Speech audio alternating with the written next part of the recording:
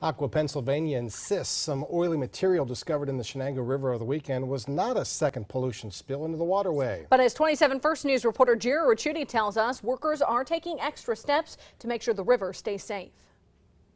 As a crew continues cleaning up around the leaking crude oil tank in Brookfield, being blamed for last Friday's spill that reached the Shenango River, firefighters just a few miles away in Sharon found themselves looking for another source of fuel-like material that was discovered getting into the waterway Sunday morning.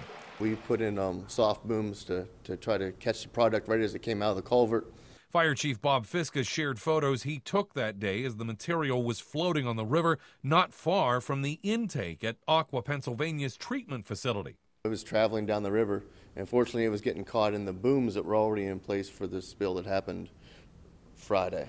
Although the substance was discovered by EPA inspectors, managers with Aqua insist there was no second spill.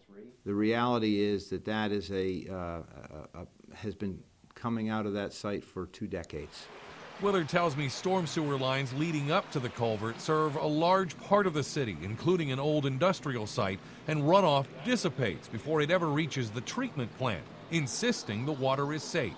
What we monitor at the plant is the quality of the raw water that we take into the plant for treatment.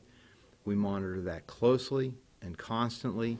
Willard says none of the spilled crude oil ever reached Aqua's intake system, but he doesn't want to risk any more runoffs from future heavy rains.